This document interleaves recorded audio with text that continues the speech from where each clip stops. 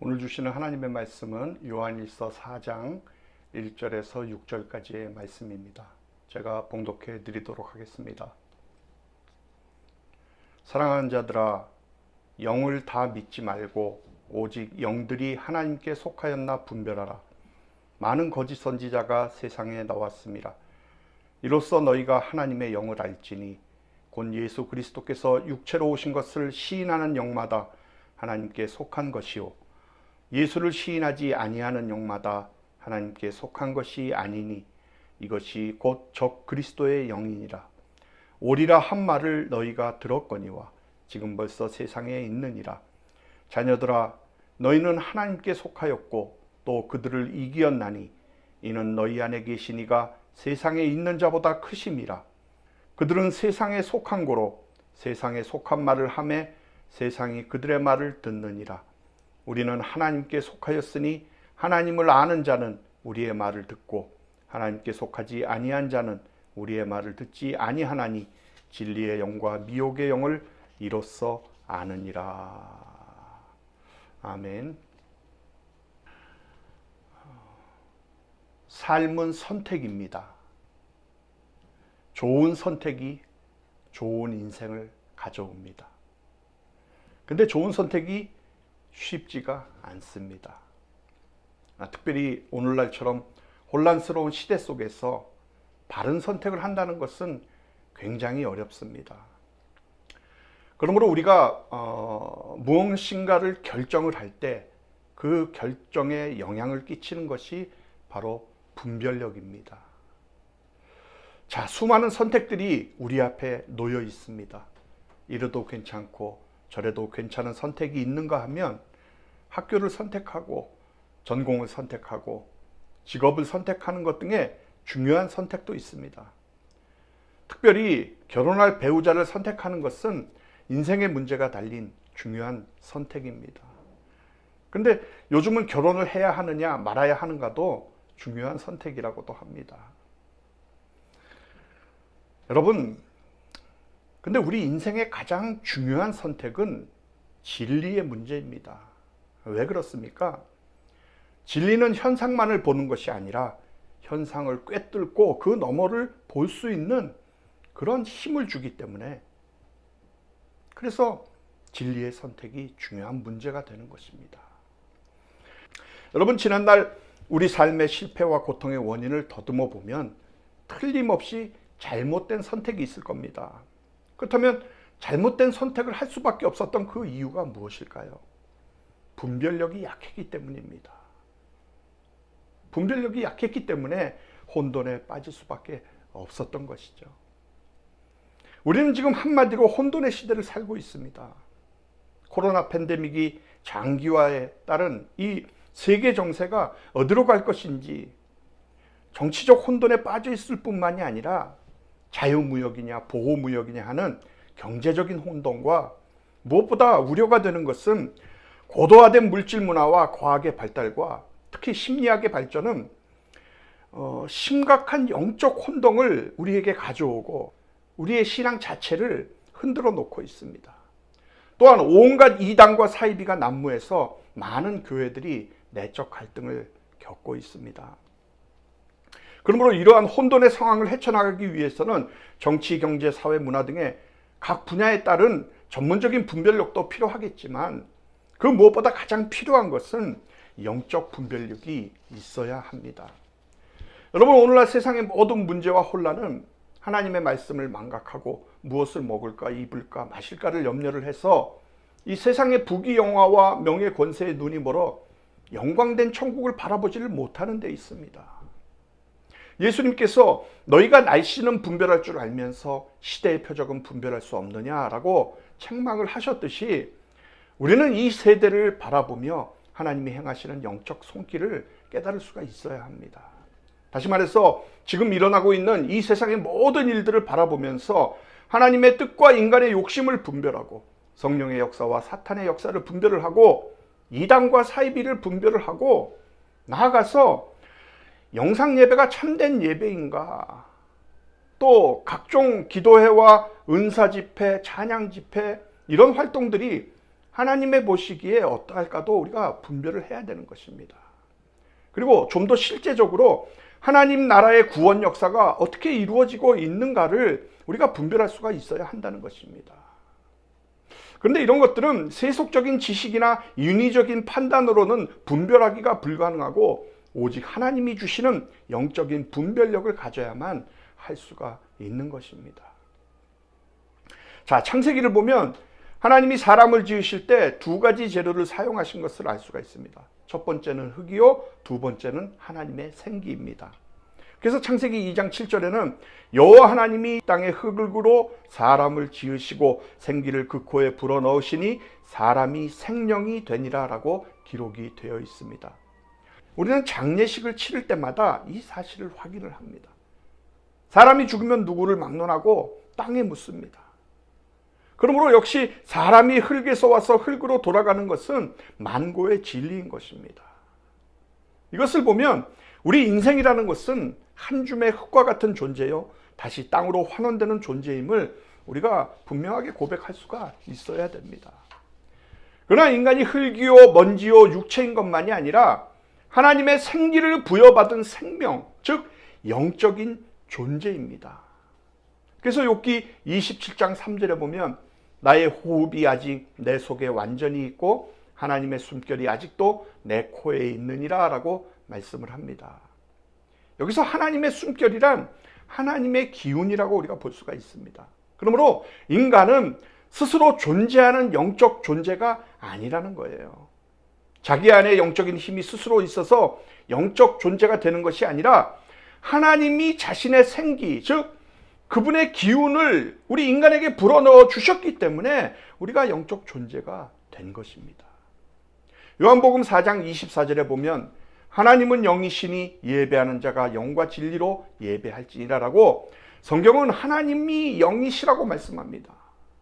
영이신 그 하나님이 그 영을 우리에게 불어넣어 주셨기에 우리 인간도 육체적인 존재에서 영적인 존재가 된 것입니다.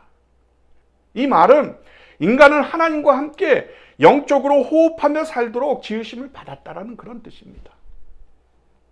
그러나 놀랍게도 대부분의 사람들은 인간이 영적인 존재라는 사실을 모르고 육체적인 만족과 육체적인 목적만을 이루며 그렇게 육체적인 삶을 위해서만 살아갑니다. 사람이 육체적인 만족과 세상적인 만족, 즉 육신의 정욕, 안목의 정욕, 이생의 자랑을 다 만족시키기 위해 살아가면서도 이렇게 고백을 합니다. 인생은 허무하다. 인생은 불안하다. 돈을 가져도, 명예를 가져도, 성공을 해도 인간은 만족하지를 못합니다. 그 이유가 무엇입니까? 인간은 영적 존재이기 때문입니다. 근데 문제는 영이라고 다 같은 영이 아니라는 점입니다. 참된 영과 거짓된 영이 있다는 거예요. 그것을 사도 요한은 오늘 본문에서 말씀을 해주고 있는 것입니다. 본문 1절을 보겠습니다. 사랑하는 자들아, 영을 다 믿지 말고 오직 영들이 하나님께 속하였나 분별하라.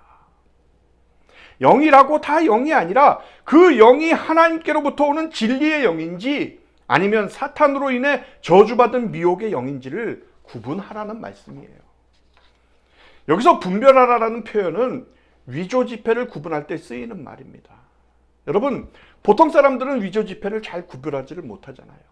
그것을 구별하는 것은 너무나도 어렵습니다. 신앙에 있어서 하나님의 영과 사탄의 영을 구분하는 것도 쉬운 일이 아니라는 거지요. 그러나 성경은 그것을 구분하라고 우리에게 말씀을 하고 있습니다. 그렇기 때문에 우리가 무조건적으로 믿지를 말고 분별해야 할 대상이 바로 영이라는 것입니다. 여러분, 사람은 자기 영의 판단에 따라 말하고 행동을 합니다. 그래서 각각 하나님의 영이나 미혹의 영의 욕구에 따라서 동기와 힘을 얻습니다. 예를 들면 마귀는 가룟 유다의 마음에 예수를 팔려는 생각을 넣었습니다. 그리고 베드로는 오순절에 성령이 충만해서 복음을 선포했습니다. 그러므로 이 세상에는 미혹의 영을 받은 사람들이 그 영을 통해서 많이 태어나고 있습니다. 초대교회에도 그런 일이 있었고 현대에도 그런 일이 일어나고 있습니다. 성경을 빙자하고 예수를 빙자해서 하나님이 택하신 성도들을 미혹하려는 악한 영의 소유자들이 있다는 거예요. 성경은 이들을 가리켜서 에베소서 2장 2절에 다음과 같이 기록을 합니다. 공중의 권세 잡은 자를 따랐으니 곧 지금 불순종의 아들들 가운데서 역사하는 영이라. 그렇다면 어떻게 하나님의 영과 마귀의 영을 우리가 분별할 수가 있겠습니까? 오늘 그 원칙을 본문 2절로 3절에서 말씀을 해주고 있습니다. 이로써 너희가 하나님의 영을 알지니 곧 예수 그리스도께서 육체로 오신 것을 시인하는 영마다 하나님께 속한 것이요 예수를 시인하지 아니하는 영마다 하나님께 속한 것이 아니니 이것이 곧 적 그리스도의 영이니라. 오리라 한 말을 너희가 들었거니와 지금 벌써 세상에 있느니라. 적 그리스도의 영과 진리의 영을 분별하는 법이 바로 이것이라는 거예요. 그러나 이것은 우리의 이성과 상식과 일반적인 기대를 넘어서는 독특한 방법입니다. 대부분의 사람들은 착한 일을 하거나 의롭게 살거나 깨끗하게 살면 그것이 진리라고 생각을 합니다. 반대로 나쁜 일만 하고 부정부패를 저지르는 악한 사람들은 악한 영을 지녔다고 그렇게 생각을 합니다. 그리고 기적과 능력과 신유와 은사가 있으면 하나님께 속한 것이고 기적과 능력과 신유와 은사가 없으면 하나님께 속한 것이 아니라고 그렇게 쉽게 단정을 짓습니다. 그러나 성경은 기적과 능력과 신유를 가지고도 구분하지를 말라고 합니다. 왜냐하면 그런 것이 중요하지가 않다는 거지요. 어떤 사람은 병을 낫게 합니다. 어떤 사람은 여러 가지 놀라운 능력을 행합니다. 그러면 그 사람들이 다 하나님의 사람입니까? 성경은 그렇게 말하지는 않습니다. 그렇다면 미혹의 영과 진리의 영, 하나님께 속한 영과 사탄에게 속한 영을 구분하는 방법은 무엇이냐는 것이죠.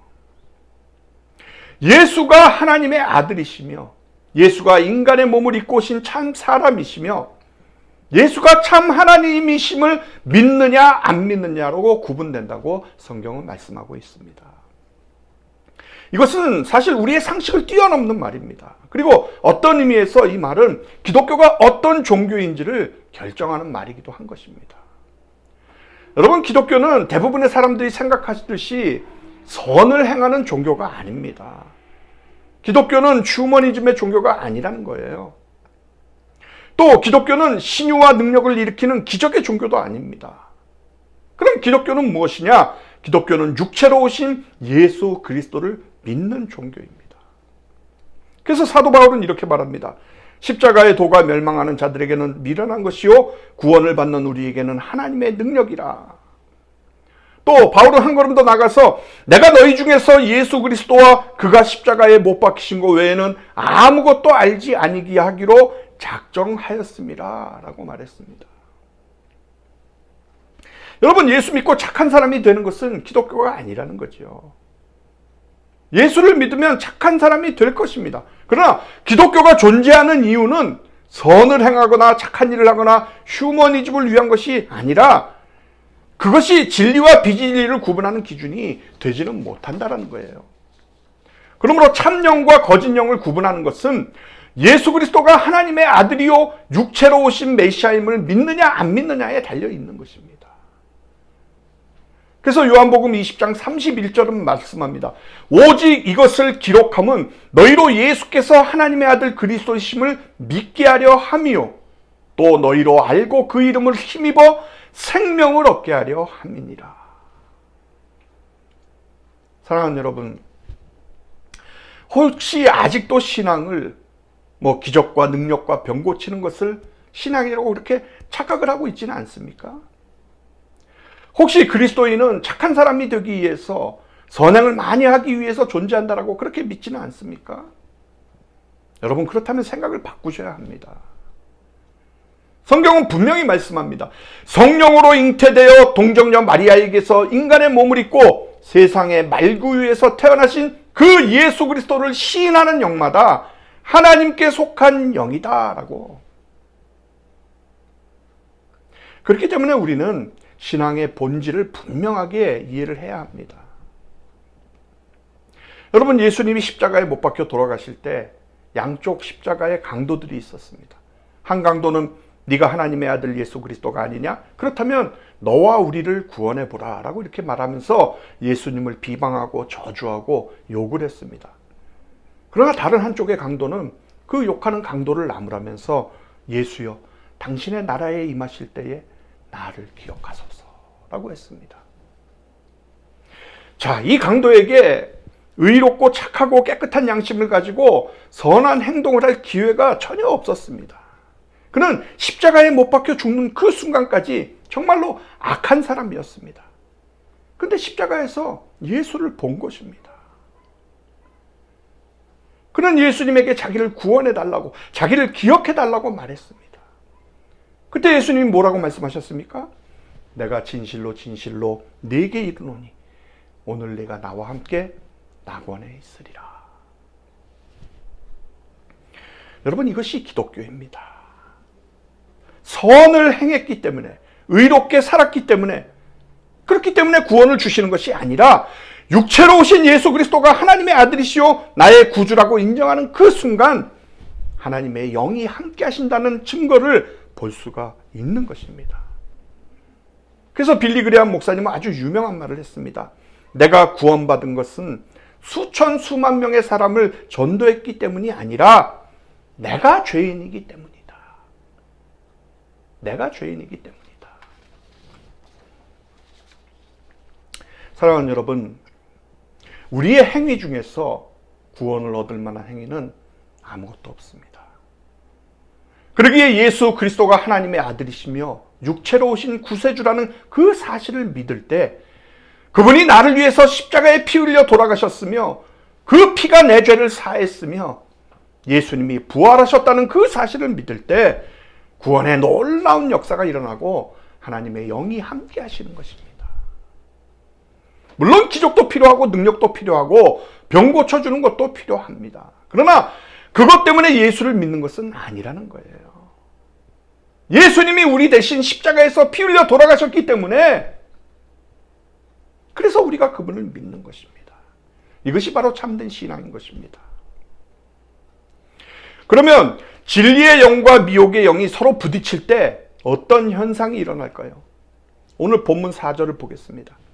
자녀들아, 너희는 하나님께 속하였고 또 그들을 이기었나니 이는 너희 안에 계신 이가 세상에 있는 자보다 크심이라.